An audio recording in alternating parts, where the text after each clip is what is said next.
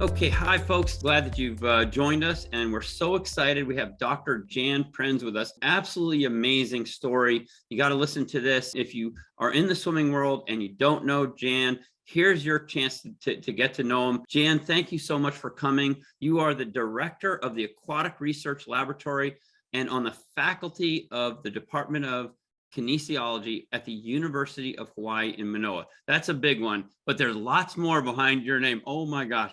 Founder and editor-in-chief of the Journal of Swimming Research. And he's been doing some unique swimming research for the last 20 years. And recently has launched actually a video on-demand program on the biomechanics of freestyle. I've seen it. You've graciously let me watch your video. That's amazing, Jan. Thank you so much. I can't imagine how much work that must have taken you. Well, thank you for coming. Well, first, John, it's a real pleasure being with you and your fine program. And also, I know I'm following a lot of very distinguished presenters, so I am honored to be on. Well, you're one of them. So absolutely, you're phenomenal. Thank you. Tell me a little about, we're just going to get started here. Your resume is so long, there's no possible way in an hour we could go through it. So don't believe everything you read. Yeah. Got you into swimming I guess at a young age. Oh, I mean, I was born in Sri Lanka, which was Ceylon when I left. And Sri Lanka being an island, I lived half a mile from the ocean. And so I couldn't help but be in the ocean, did a lot of diving, made a lot of money catching lobsters and selling it to the hotels. There you go. In between swimming practices. But I was a lobsterman too. That's funny. I got into swimming, naturally. Thing is, in Sri Lanka, to have access to swimming pools, you had to either be in a school that had a pool or have a private club because there were not that many pools. So I was fortunate to be both, and plus the ocean. But I was not that great a swimmer. I tell people, nobody can accuse me of being a fast swimmer. But I played polo on the national team, and then I wanted to be a coach. That was one of the things. So decided I want to be an American. I want to come to the United States. And believe it or not, that was when Doc's book came out. So just like every other coach in the world wants to be an assistant with Doc Counsilman. Can you imagine me, a nobody from Sri Lanka, coming over and wanting to be Doc's assistant? Wow, so that was phenomenal. What a journey. Tell us a little bit about this journey. Well, but I went to California because I got accepted at a junior college in the Bay Area. I taught close to Santa Clara Swim Club, which is where George Haynes had his powerhouse. I was about a 45-minute train ride from Santa Clara up in San Mateo. So I was asked to join a club called the Golden Gate Aquatic Club in San Mateo. And they had a swimmer, Tom McBreen, who was the second fastest 400 freestyler in the world at that time. He got a silver medal in Munich. So the team was very well respected, and I was asked to join the staff, and it was an unbelievable experience. What was really unique was that head coach, Tom Holman, really took me under his wing. I did everything with him. So you can't imagine what an introduction I had to American swimming. It was a wonderful experience. Great learning experience, right? Great experience. And then I got tired of the cold weather in Northern California, being born and raised in the tropics. So I decided the only place I want to continue going to school was Hawaii. So I came to the University of Hawaii, and then I started coaching a team called the Pearl Harbor Swim Club. And for 3 years, I was the head coach, and we did well. But what really set it off is there was a family that moved back in. Their son, the youngest son, his name was Rick Thomas. And the Thomas family was very famous. His mother was on the U.S. Olympic team in 1948, Helen. Sister swam in Tokyo, in Mexico City, Kathy Thomas. She was on the American team. And get this, the dad played football in the Rose Bowl for Northwestern. Is that right? So you can imagine, talk about sporting. Well, I coached Rick as a club, and he went to Punahou High School, coached by Steve Borowski, who was another Indiana cat. Right. And Rick turned out to be the second swimmer after Freddie Tyler, who also swam, who was All-American in every single event. So Rick was a hot prospect. And then, of course, I was introduced to Doc when he came out here. And I said, Doc, I want to come over and, come to school at Indiana. I didn't say anything about assistance. But he said, yeah, you have Rick come to IU and I'll do all that. So, of course, Rick went to IU and I followed. We went the same year. And then I helped out the first year because Gary Connolly was Doc's assistant. And as you know, being an IU man, Doc has one assistant at any one time. So Gary was the head assistant. And then after my first year, I come on the deck and Doc says, Gary just took a job in the Canary Islands. You're it. What an honor. And I mean, and here was I shaking my head. Here was I, like I said, a nobody from Sri Lanka, and I'm ending up being in the most, sought after assistant coaching position in the world. So I think it was destiny, I would have to say that too. And I feel that way about me and the fact that we met and immediately hit it right off. You're just such an easy person to like. Thank you, John. Well, you were in the thick of things, you're an IU swimming man. Yep. You can never forget that. And you had to be in a very unique situation to be recruited by Doc. So my hat's off to you. I feel like in that case, it's kind of already born into you. You just don't know it. Yes, well said. It could be anywhere in the world, but that's where you're going. I think for our audience now, Doc passed away, 10 years ago, but anybody who was part of swimming for 30, 40, 50 years, Doc started in the late 50s. He was so unique because he wrote that book, Science of Swimming, and then he was coached all the amazing teams, 6 straight NCAAs. In 76, which I was there in 76, when he was the head coach of our team, they won 12 out of the 13 gold medals. Amazing that nobody has ever done that before. No, I just can't even, it's just phenomenal. And there's a story that I was going to tell you that Bobby Knight, who was coaching at the same time, and he doted over Doc. He just worshiped Doc. The story was that he was giving some talk at some national conference, and he said, everybody thinks I'm a great coach. I coach in Indiana. I drive around all the side roads, everywhere, all the suburbs in Indiana, and what do I see in people's yards? A basketball net. He said, but Bloomington, Indiana, and swimming, and he stopped to make a point. He said, we have a world-class team, Bloomington, Indiana, and it's because of one person, Doc Counsilman. So I think that's a wonderful story, and to really show what the draw was. I mean, here is Pitts and Hall coming from California. And Mike Stam, all these world record holders. And yourself, and it was a mecca, and it still is, right? And with what they're doing now. Ray Lewis has done a wonderful job of getting IU back. And so amazing, right? That what they're doing there. And so this tradition keeps going on. And I know we're sending swimmers there. Every year we're sending more swimmers there on our side, and because it's just a great place to be. And there's some wonderful programs out there. I think the programs in swimming and the amazing people in this community are just something really to be attached to. And we're going to talk about, and show people kind of a visual of where you are now in your swimming career. And like you said, where you came from was a guy that was in Sri Lanka that was swimming in the ocean. To be on the top of the world in the swimming community is just a huge, it's an amazing thing that you've done. There's an old saying, he said, the harder you work, the luckier you get. That's right. That's a funny one. So you became the head assistant coach, the most famous coach in the world, Doc Counsilman. And I know Doc personally very well. You know Doc personally very well. He's very selective on who he puts around him. He does. It was a little more than luck. Yeah, well, thank you. But no, I agree. I mean, you swam for Doc. You'll never ever forget that. Yeah, he was selective, and he had to be, just like, all famous people, you have to be a little selective. He was very, hospitable, because teams would come from all over the world, and coaches would come from everywhere, and they'd want to sit there and listen to him and all that. But, after they left, Doc was very particular about who. Lots of graduate students want to work with him, and he didn't want to have too many.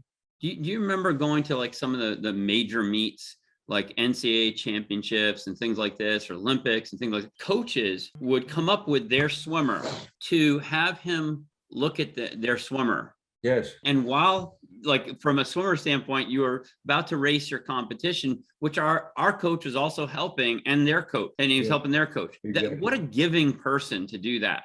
He never, he never said no. And he was very, very, very humble, very, very quiet. I'll tell you another funny story. He was sitting about ready to do a clinic. There was a gymnasium where they were going to do the conference, and there was a pool next to it. So Doc said, he had gone a little early to get ready, and there was a team working out right there at the pool. And he was sitting there watching the workout, and the girl was walking back and forth, and she's shouting, kick, kick, kick. And so she turned to Doc and said, see, they're not listening to me. So Doc said, you may want to work a little bit on their arms and their stroke. And she turned to Doc and says, don't tell me what to do. I read Counsilman's book. And so Doc said nothing.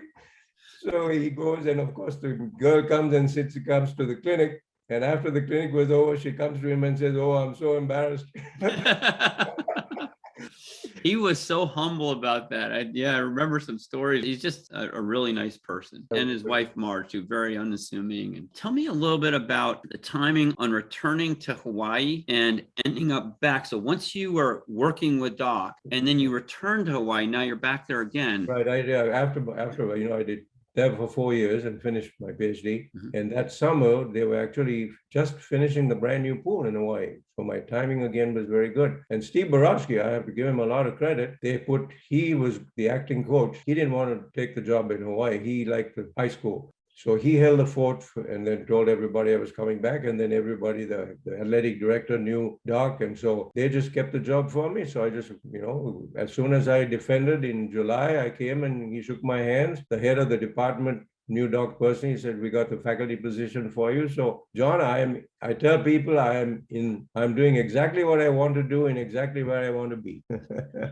Wow. So the new pool, brand new pool, and then you came visiting with the team. That's right. And so the team did well. We just had chain link fence around the pool, and they said if the team does well, they'll come up with the balance of the 15 million to finish the pool, which again, timing was good because the architect asked, said, what do you like? And I put in the lab. And they said, what do you need a lab in a swimming pool? I said, well, I have training and stuff. So I said, we'll make this. And we made this the Olympic training center for the team going on the way to Seoul. It was the testing center. So it was very, very fortunate to be able to do that. So then we turned the lab. The lab was in progress. And so from that lab has come, the work that we're currently doing. That's amazing. Can you tell me a little bit, because I've never been to the lab. I was at the pool when we trained in there, and we also trained in Punahou Aquatic Club there. And it was a fabulous experience. That was one of our Christmas trips. I think it was Henry, or was it Dan? Actually, Dan Arakaki, right? And then I used to race against Henry, and they were there. What's in that lab? What do you have for special? What I did was I converted it into a testing lab. We had a big lab space for the physiology testing, and then of course all my cameras and stuff and the computers that we wheel out to the pool deck in a separate room. And so we did physiology testing. But now, since I only do biomechanics with high-speed cameras and things, we've turned that lab over to an athletic training program. They have athletic training, the facilities set up for them. But the lab was for physiology. We had treadmills and all that stuff to test swimmers. I will tell you something funny happened because there was a moratorium on air conditioning. A lot of that equipment, because it being right next to the pool, started to malfunction. And so we shut the physiology section down. And that's when I turned it over, the part of the lab to the department. And then I used a portion of the lab that we use for biomechanics. And so you have some really highly specialized cameras in today's world of cameras that are phenomenal. You got some of the most phenomenal ones. Is that right? They're all custom made, and the cameras are high speed. We have 3 that we synchronize, and we use some very sophisticated software. The software and the cameras are from Germany. The housings and the cabling and things are from Oregon. They're all custom designed, and we have these computers that we put on a cart, again from Germany, and then wheel it out, connect all the cables, put the cameras where they're locating underwater, and then do our filming in the pool with the high-speed cameras. And the software runs it all. Got it. And then so once you do that and you bring in that information, when you analyze it, can you tell us a little bit about the inside, how you analyze that? What happens is the software, it does something very, very, very amazing. It synchronizes the actual video. We have live video, so you can see the swimmers from the 3 angles, head on, from the side, and now we have a camera pointing straight up from the bottom, which is a very unique perspective, swimming over the camera, all synchronized. And then on the screen, we have a graph with a bar that travels across, plotting and showing us the velocities of the swimmer, the hip velocities, which is really the bottom line. You want to see how fast the person's going. And so when you look at the swimmer and you can see the graph at the same time, that is really power of the software. So you can see how fast they're moving, right, as they pass through each one of those, right? Exactly. compartments. as a movie, exactly. You can, and then you can stop it and play around with it. You can scroll through it. I put that into our program because you can see the power of that. And I presented this stuff all over the world. I don't know why not many, there's nobody else has shown this, but I think it's because there's so many hoops to jump through. It took us almost 20 years to get to where we are now, John. The whole thing with high-speed filming has evolved, and especially with swimming, there's a lot of stuff being done on starts and turns and things like that. What we're doing is quite different. So, it's kind of... When you look at that and you see them passing through here, then you can study different phases that they're in the stroke. Oh, absolutely. And you right? can and see you can stuff. see what's driving that swimmer forward. And you can see all the things that would not. For instance, right. One of the key things, and this is something that I can kind of take a little credit of, is we're talking about impulse. Impulse is applying a force over a time. Now, swimmers have been taught to speed up at the end of the stroke, like in freestyle. So what we see in the graph, John, we see a spike at the end, because that's where swimmers speeding up with their hand. So we see the velocity all of a sudden go faster at the end, but that's not really the best, because it's like driving a car. If you're going fast and all of a sudden you go slow and you go fast, it's very erratic. What you want to see is a much more consistent peak velocity. And we see that in the great swimmers. We filmed some Olympians, and sure enough, they hold the water and the peak velocity is much earlier. So you don't see these spikes. That's interesting. So we don't want to coach people just to think about pushing hard right at the end. We want them to feel the water right from the beginning. And then they're starting to accelerate as they go. Is that correct? Right, but the acceleration is not that dramatic. It's more, the speed is flatter. It's just like I said, when you're driving in a car, you want to, if two people, one person is going at 50 miles an hour for 1 minute and the other person is going at 50 miles an hour for 2 minutes, guess who's going to go to, get there first? That's interesting.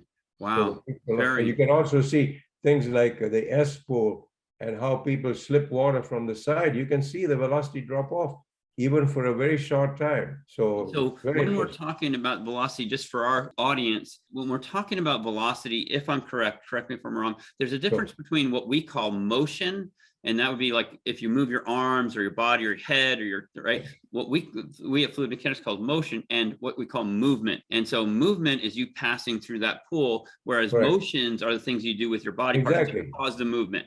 Exactly. So velocity is movement. Velocity is movement, and it's based, and again, I'm glad you brought this up, John, because when you do high-speed research, the camera doesn't move. The camera is bolted dead steady. You want to see how fast somebody is moving from a fixed position, because you can't calibrate. You can't. Otherwise, you can't tell if you're moving that camera. Correct. So when you do high-speed filming, or any filming, if you want to get any data, you can't be panning. So the camera is still, so the velocity we're looking at is along the plane of motion, and we put a marker, a lighted marker on the hip, and that's what's tracking. Got it. So you're watching that hip and the movement of that hip, how fast it's passing through each one of those compartments. And it's not even the compartments. You see the whole thing happening at one continuous, and it's the graph is plotting velocity over time. So this is showing how that movement is passing through, how fast you're going there, and and then you coordinate it with what it is that's causing that, right? Exactly. And the videos, since we have the cameras from different positions, you can see if somebody's slipping, and especially the camera from the bottom, we're finding it so useful because you can tell if their palms are slipping, and then you can see the drop in velocity, even very subtle, but that makes a huge difference. And then we can calculate the percentage drop off. For instance, we had there's a great swimmer, Michael Weiss, who swam on the US team. He has an asymmetry. One hand, his right hand is not as strong as his left. And when we looked at the velocity generated from his right and left, there was a 20% difference, which is at his level is major. So at that point, I guess you can then look at, say, okay, you've got an imbalance in your strength on either side, and then you can start to have solution. Yeah, exactly. You can start paying attention strengthen that and what muscles. Correct.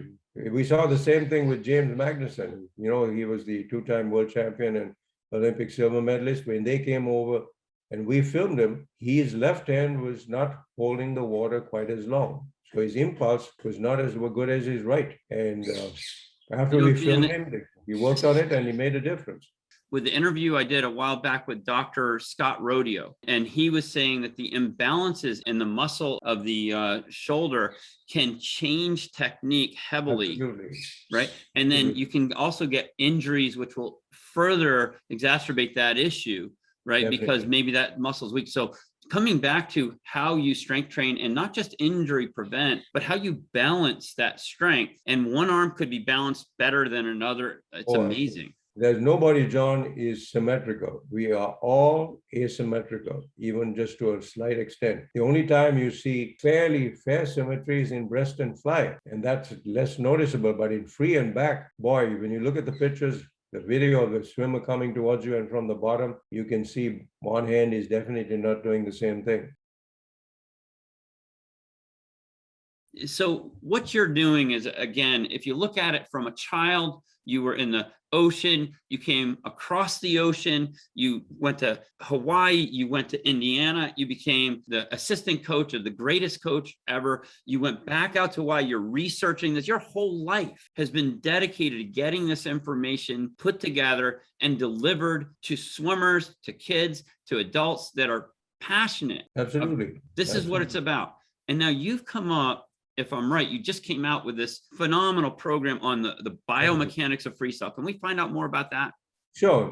I mean, you're looking at a 5-year project because I had to get very selective about the videos I use. It's a video on demand program that is now available. It's freestylebiomechanics.com. That's the link. And it's 16 sections. And we break the freestyle down into 16 sections. And also what makes it unique, John, is that I have a section that we talk about the research. We show them the videos on how we take cameras, graphs, and how we apply it. And then right throughout the rest of that, we have portions where we say, here's how we use the research to show what went on. Like, for instance, somebody will really see how bad is a dropped elbow. And we make a swimmer purposely drop their elbow and show how the graph drops. And so we like to easy to tell.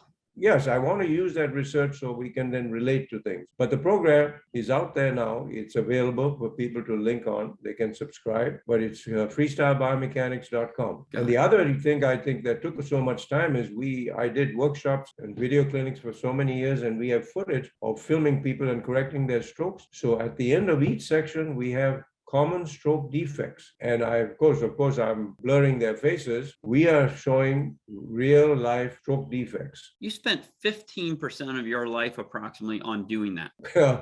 Just that one piece, right? Not developing the skills, but just that one piece. Yes. Right. And this is available to people just to, right. They can get that information like that. They get information. It is a total of about an hour's worth. To learn 15% of your lifetime work. They can learn that. It took a while, actually. About 25 or 30 years of video workshops, and that's what took time, trying to sift through and get the best footage. So, but thank you. And I've seen it. It's that. excellent. Yeah, thank you very much. Great stuff. We're actually doing this, just so you know, Dr. Jan and I are doing some work together that I think will be really, really helpful. Number one is that's going to be on our fast track, and he's under the FM experts in the fast track. If you want to access it, you can go right through there. If you're a fast track member already, you can go right through there. He's got a landing page, and you can connect with him through that. And it's a phenomenal experience just to get a chance to talk with him. It's just always so enlightening. And then in addition to that, you and I are going to do a series of shows together, short shows, where people can come in. We'll have the avatars in there, things like that. We'll have discussion points, and you can get a real expert opinion on how these strokes apply, and you can see it visually. I think we're going to have a great time and a great audience in there too. Well, that'd be a lot of fun, and I think it would be very informative. So this is a visual interpretation of some of the things that Doc Counsilman had taught us. If I was under you when you were coaching there, I'm guessing you would have been transferring some of this information as well. But basically, these are what we call the 5 cornerstones.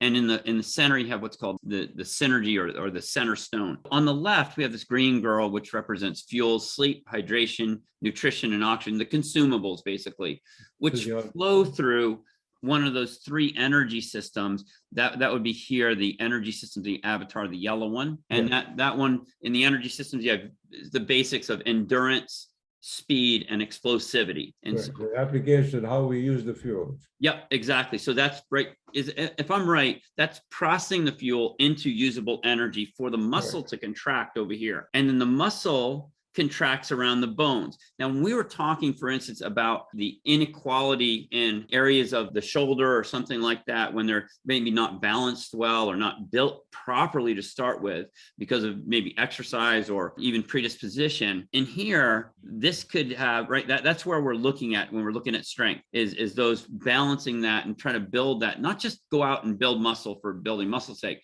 but build muscle so it's properly done. And then those muscles contract around the bones. And so that's technique, is the way you move, right? That skeletal system. And then the skeletal system gets you to where you want to go. And the whole question is, do you know where you want to go and how to get there? And to us, that's kind of part of the mind and how the mind works. Right. And then synergy would be how you put that all together. And you've got amazing experts. Looks like it ties in very well. See, the brain has to tell the body what to. We are in the business, John, you and I and everybody else who's working with this, of voluntary movement. My brain has got to tell our muscles what to do. And that's where the technique comes. And in order to do it right, you have to have the fuels and the energy and the strength. I think this ties in very well. That's all the supporting, right? And you have experts. These are all the things that you have to use in a sequence, of course, in order to get the final product, which is the synergy. And in the Journal of Swimming Research, you've compiled some of the leading experts in the world, if I'm right, and they kind of sit around the way we look at it, sit around like a round table of expertise, like in the mind and technique and right in these different areas. And that's where we're little by little trying to help people get to those areas and understand what the research says and how it can be applied. Right. So yeah, we have people who are very well known in swimming in our review board, and we also have a review board for coaches. We have some very, very notable names for the review board, and so the combination. That's an understatement. As usual. Wow, you've got some phenomenal people. When you're looking at this, and I'm just always interested in everybody's take on this when they're in the swimming world, because everybody, it's like was the blind man and the elephant. Do you remember how they each had a different feel for what's important or what the elephant was like? What do you see as, in your opinion, if you had to kind of rank these, and they're all important, right? Synergy is like how, when you're racing, you put it all together, or you convert your swimming career into a college career. Those are synergy. How do you see this as what's kind of one of the big heavy duty players here? For one thing, John, coaching right now has really gone to where technique and the application of power is what's producing. Years ago, coaches just swam long distances. I mean, you're a product of the lots of yardage. Yep. Lots of yardage. Now, what has happened is now people realize that just doing yardage is not it. Your question is very, very important, because training in swimming has gone very much away from long distance to intensity, technique. Those are the key points. And so what's happening is that all these are being brought into play, but in a very different way, because if you think about the old way to train, they were mostly trying to train the fuels, use the fuels and energy system for the end product. Right. They were trying to see how long. The longer you train, the more the attitude was the longer and harder you train, the more successful you were going to be. Now people realize that you have to have technique and the mind, of course, proper strength training, but all applied to more specific results. The races are shorter. There's no point swimming 10 miles a day if you're going to be racing for shorter distances. That's where I think training has gone. And so those 5 points, to answer your question of what's the key, I think the key would be muscle training, technique, and the mind taking, of course, making sure that you have the fuels and the energy systems. But the focus now, I think, is more on the strength training and the technique and the mind.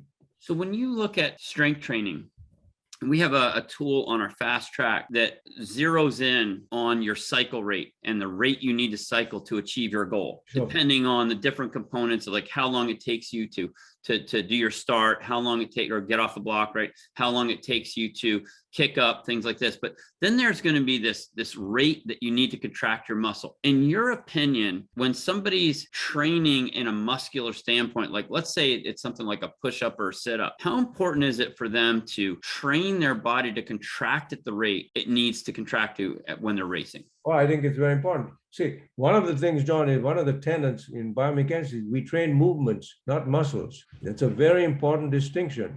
When you go into a weight room, you're training your muscles, but if you don't train the movements in a little more specificity, you're not getting what you're doing in the weight room, everything out of it. So I want to stress again, we train movements, not muscles. And to put that right behind you, just to make sure that, so the way we look at it is called, we use something called the ILS triad. We invented this name, but I don't think we invented the exact process, but it's very interesting. It's identify the motion that you're going to make, right? And then locate the muscle that's causing that motion. Then you select the exercises. Right, exactly. Right? Is that it? Exactly. And that's why, yeah, because if you train movements, you got to pay attention to the muscles. What's causing it? What's causing it? And so the bottom line is you want to train what you're trying to do out there in the real world. The only people that train muscles are bodybuilders. I mean, they're the world's experts. But everybody else, we are training ourselves to be successful in moving. And so as athletes, as right? Athletes. Exactly. You know, it's funny. I'm flashing back here to remember sitting there at the camp with you with the red shirt on. We had and the tan shorts, right? And learning from you like this was phenomenal. No, I think you're on the right track, John. I think it's strength training again. You wouldn't see people doing very heavy weights. I mean, in the weight room, good strength coaches now, no matter what sport they're in, have to be very careful about doing bench press competitions and all that stuff, Right. And so if we watch the technique and we realize that the muscle has to contract at the right rate for the technique, and you're going to get this far per cycle, right? This is a distance per stroke. And then, then you have to train your muscle to be able to do that and to contract at a certain rate. You're starting to get more towards what you need to. And then you got to build the energy system, right? To deliver the energy you need to continue to do that and to get the speed you need. And then you go back to the fuels to fuel that whole thing. Yes, exactly. And that's where good nutrition comes in. But I think in terms of what we can do things about, I mean, you eat properly, but once it goes into the body, you don't have a lot of control over it. But once you train, you can train the muscles to work repeatedly, depending on your fuel. And if in swimming, if you train, I tell people swimming is like golf and tennis. You have to know what you're doing. Somebody has to tell you what you're doing because it's a learned skill. And that's where the technique comes in with good training. You don't see tennis players doing 500-pound bench presses. Just like swimmers and golfers, you have to train the movements. We train movements. I don't want to overstress that, but I think it makes sense to always keep that in mind. I always remember a story that I told all our swimmers, and this I think you may have heard it before. Al Oder, 3-time discus Olympic champion. Nobody ever did that. He won 3 Olympics, and his first Olympics was in 1960 in Rome. He was just graduated from high school, and he snuck in on the team. And here he said he stepped up, and here he's surrounded by all these world-class discus throwers. And he stood there in first throw, and this is what he told himself. He said, "This feels great." And his throw, he broke the world. He won the gold medal with that throw. But telling himself this feels great, I think is critical. If you enjoy what you're doing, you're going to do much better, no matter how well you train.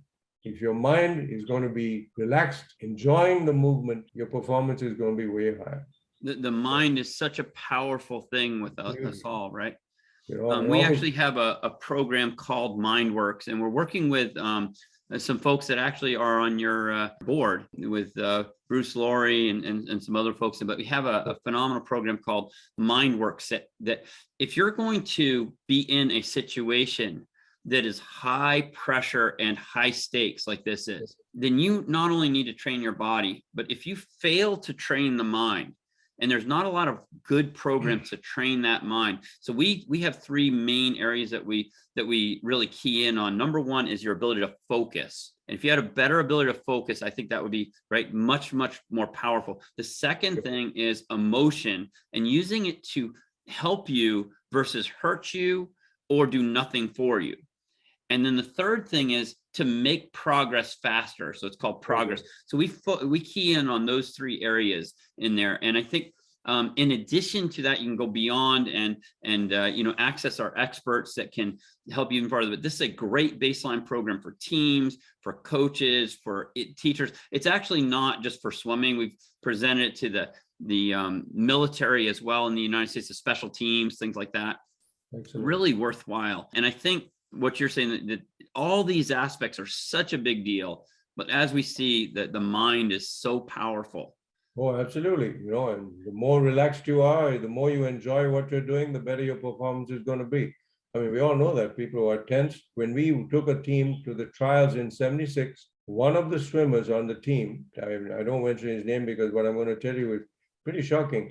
We thought was a shoo-in. He had won the Pan American Games, 100 breaststroke. He was a shoo-in to make the team. He was by easy, one of the top 3 breaststrokers. When we went to the trials, instead of doing things with the whole rest of us, he shut himself in the room. He asked to have his own room, closed all the blinds, pitch black, put these earphones on and listened to this real doleful music. He did terribly. He choked. Didn't work. And he should have made the team, but I think he just psyched himself out. He should have been as relaxed as he could, just like everybody else, and that was the worst thing he could have done. So I think it's a sad story to tell, but it just says, very powerfully, you have to enjoy it and relax. Hopefully other people can learn from that, right? Exactly. So they don't have that same experience. Exactly. Yeah, I feel great. I told our swimmers that story every semester. I got to tell you, I could spend all day doing this with you. We can chat like this with you, John. You and I can chat forever. Yes. So one last thing in parting here, can you tell us basically any messages or a message that you might have for our younger community members, which are so valuable here because it's such a great community, and the ones that will lead tomorrow? What do you have for advice for them? When you walk on the deck, people have to know that you're excited about being there. If you exude enthusiasm, excitement, people know that you like what you're doing. I do that all the time with my teaching. I've been teaching for 42 years. People want to know why the heck I haven't retired. I said, I enjoy what I'm doing. Why would I want to retire? And the famous quotation, work is what you do when you'd rather be doing something else, And if you're a coach, you walk on the deck, the kids can tell right away if you'd like to be there or not. Cell phones, all that stuff. If you are so distracted that you got to consult your cell phone, you're sending a very strong message to the kids that you don't really want to be there. I think the greatest coaches are the ones who paid attention, cracked jokes, made everybody feel relaxed, and then push people. And as you know, when you trained for Doc, he was constantly cracking jokes. Oh my gosh. And some of them would really surprise you. My suggestion to everybody, I don't care whether it's coaching or not, is you have to be enthusiastic with what you do. Just like you. I mean, you have all these wonderful ideas. You got a great team behind you. Thank you. So can't be more happy to be part of it. Exactly. Same here. Jan, thank you so much. It's such pleasure, a pleasure. John. If you get a chance to see Dr. Prins on the deck anytime and you saw this show, go up and shake his hand and let him know you saw it. He's such a warm person. It's really great. Jan, again, thank you for joining us. And we're going to be seeing you soon on the next show. Watch for Dr. Jan Prins. We're going to be doing some shows with the avatars. Thank you so much. Lovely. Thank you, John. It's a pleasure.